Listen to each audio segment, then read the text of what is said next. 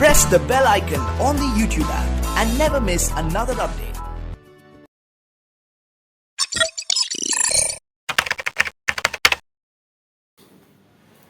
हाय, budget के बाद से जितनी भी इंश्योरेंस कंपनियों के स्टॉक्स हैं, जैसे आपका LIC हो गया, SBI लाइफ इंश्योरेंस हो गया, HDFC लाइफ इंश्योरेंस हो गया, ICICI प्रू लाइफ इंश्योरेंस हो गया, इन सब में एक जबरदस्त गिरावट देखने को मिल रही है और इनके प्राइसेस मक्खन की तरह गिर रहे हैं। जिस तरीके से अदानी गिर रहा है, मतलब मैं कभी को लगता है कि अदानी की तरह ही गिर रहे है ना, ऐसा भी महसूस होता है, लेकिन वैसा नहीं गिर रहा है यार। लेकिन कंपैरेटिवली गिर तो रहा है भाई, थोड़ा बहुत गिरावट आ रही है। अब सवाल ये आता है कि भाई ऐसा क्या हो गया बजट के अंदर कि आपको ये गिरावट देखने को मिल रही है? ऐसी क्या बातें मतलब हमारी फाइनेंस मिनिस्टर ने कह दी कि भैया इंश्योरेंस कंपनियों ने गिरना शुरू कर दिया? पहले मैं आपको ये बता दूं, इंश्योरेंस कंपनियां बजट के बाद से नहीं गिर रही हैं, ये उससे पहले से गिर रही है, कोविड के टाइम से गिर रही है, क्योंकि भैया इनके ऊपर कोविड का बर्डन आ गया, तो ये उस समय से गिर रहे हैं। लेकिन अब उसके बाद थोड़ा बहुत सेटल हो रहे थे और ये बजट आने के बाद फिर वापस गिरना शुरू हो गए। तो क्या हुआ बजट में, जरा इस बात को समझने की कोशिश करते हैं। देखिए, बजट में दो बातें रखी गई हैं जो इंश्योरेंस कंपनी के लिए बहुत नेगेटिव है ना। पहला चीज क्या हुआ? पहला चीज ये हुआ कि जो इनकम टैक्स स्लैब था वो 5 लाख से बढ़ा के 7 लाख कर दिया गया, यानी कि 7 लाख तक जो भी सालाना इनकम कमाते हैं उनको टैक्स भरने की जरूरत नहीं है। तो ये तो खबर बड़ी अच्छी है। तो इसका क्या प्रॉब्लम है भाई? देखो, जो चीज आपके लिए अच्छी है किसी और के लिए खराब हो सकती है। पहले क्या होता था, 5 लाख तक का आपको छूट मिलती थी और उसके ऊपर अगर आप ATCC से मतलब आप इनकम टैक्स बेनिफिट ले पाते थे। अब कैसा हो गया है कि भैया 7 लाख का ब्रैकेट कर दिया गया है। तो यानी कि कोई आदमी अगर 7 लाख तक कमा रहा है तो उसको इनकम टैक्स भरने की जरूरत नहीं है। तो पहले जैसा मैंने बताया कि लोग जब 5 लाख के ऊपर जाते थे तो CA जो होते थे या जो भी टैक्स जो एजेंट्स होते थे, इंश्योरेंस एजेंट, वो बोलते थे सर टैक्स बचाने के लिए आप एक पॉलिसी निकाल लीजिए, आप एक पॉलिसी निकाल लीजिए। तो लोग टैक्स बचाने के लिए पॉलिसी निकाल लेते हैं। देखिए, इंश्योरेंस क्या है? इंश्योरेंस ना एक पुश करके बेचने वाली प्रोडक्ट है।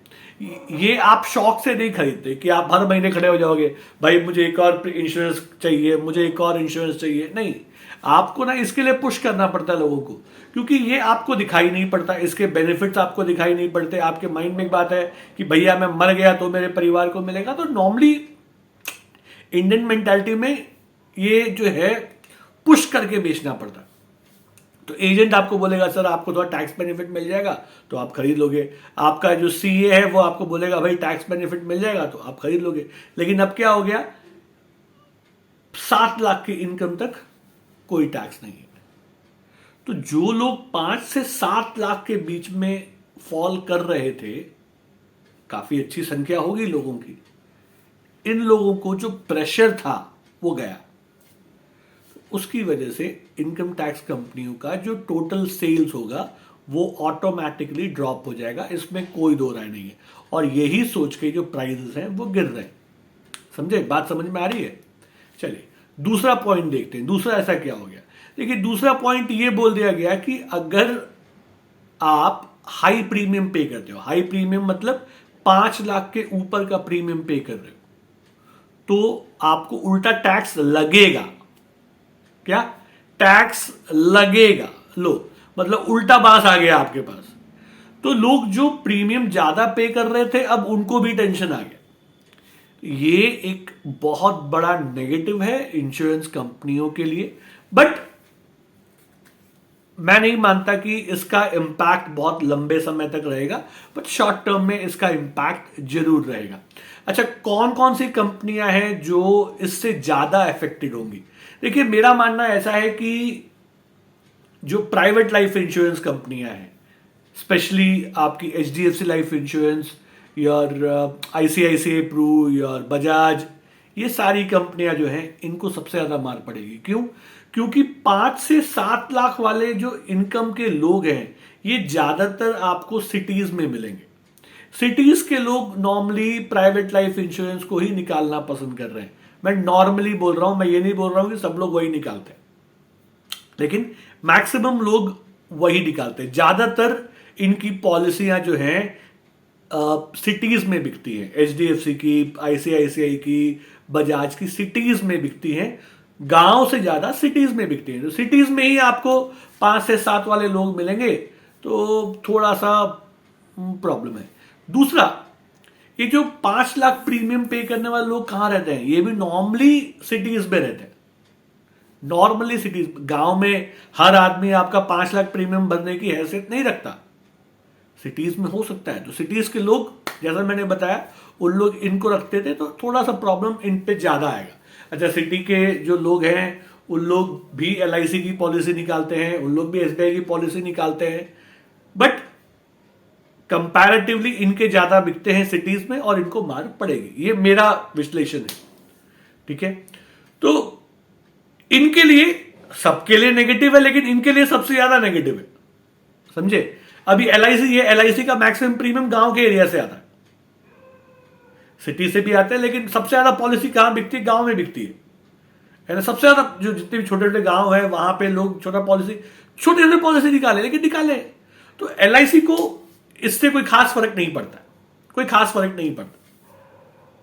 अच्छा, अब इन सारी कंपनियों में ये जो प्रॉब्लम्स जो मैंने आपको बताए, सबसे अच्छा निवेश किसमें कर सकते हो? अगर आप मुझे करना चाहें तो किसमें कर सकते हो? अच्छा, इसको बताने से पहले मैं आपको एक चीज बता दूं। देखिए, मेरा जो पर्सनल निवेश है वो एचडीएफसी लाइफ इंश्योरेंस के अंदर है और आईसीआईसीआई प्रू के अंदर है।